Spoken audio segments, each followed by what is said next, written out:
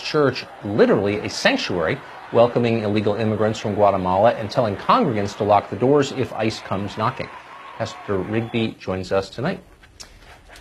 Pastor, thanks a lot for coming on tonight. So, thank you for inviting me. Because you're wearing a clerical collar and you are invoking your religion, the world's largest religion, to throw moral weight behind your argument, I think it's fair to ask what exactly your argument is. Who has a right, a moral right, to come to the United States?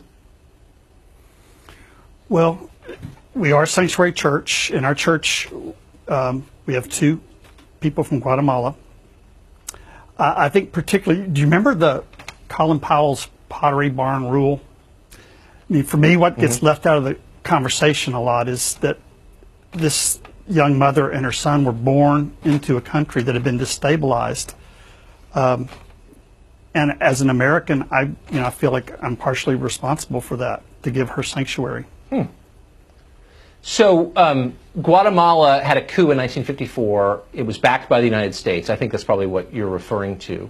But fewer than 10 years earlier, a whole series. But I don't know, Germany and Japan, we in effect orchestrated coups in those countries less than 10 years before. They don't have sky-high murder rates. I don't exactly understand. You're saying that Guatemala is a mess because of U.S. involvement. U.S. had much more involvement in Germany and Japan. Those are not a mess. How exactly can you prove that Guatemala's pathologies, which seem to go back 1,000 years, are the result of U.S. foreign policy and therefore blood on our hands? Well, I'm just a Presbyterian minister in Austin, Texas, and I had a family come and ask for sanctuary. Our church is a democracy, so we all voted on that. And because I knew the story down there, I didn't feel her story started when she got to our boundary. I mean, I'm not a political scientist, but I did not feel like, as a Christian, that I could close the door under those terms. Right. Well, I mean, I respect that in some ways. I mean, you seem like a compassionate person, and so I admire that in you. But there are bigger implications here because you are violating the law and encouraging others to do the same. And so it raises the obvious question, which I asked you a minute ago, and I'm going to press you on it if you don't mind. Who has a right to come here?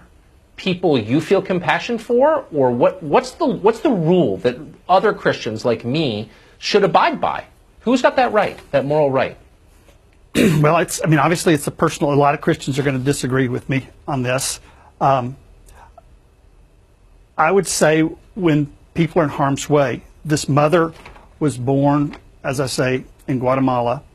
It was too dangerous for her there, so she fled. And this is not just one person, these are lots of stories.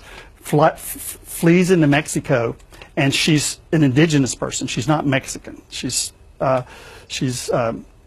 Mayan. So she stands out like a sore thumb, and the mob starts going after her. So all of a sudden, she's got to choose between throwing herself on the mercy of the United States or possibly having her child kidnapped or killed. So there are millions of stories like that. And I realize there are other, this is a complicated issue. I understand that. And I'm not trying to vilify somebody who disagrees. I was in a crisis of conscience.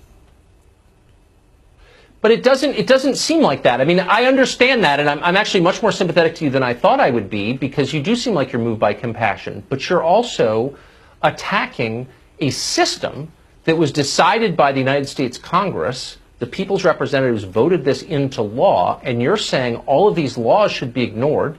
I'm giving the finger to federal agents. We should blow them off. And I just want to know, like, when as a Christian can I do that? When can I decide? Whenever I feel like it? Whenever my conscience is pricked? I mean, is it a sort of a buffet-style deal with the law? Like, whenever I'm in the mood to abide by it? Like, what are the rules? Well, I think you obey laws whenever you can. But when you feel like a higher law is being a principle, Dr. King saying, when you feel the law is unjust and you can point to people that are being oppressed by it, then, for me, I just couldn't. The law enforcement people from the state, all over the state, gathered to argue against this. I do not believe the purpose of SB 4 in Texas being forced on Austin was to make Americans safer. Because if that's true, I don't think the sheriffs and the police from all over the state would have come and argued against it. They said we're safer by not having SB 4.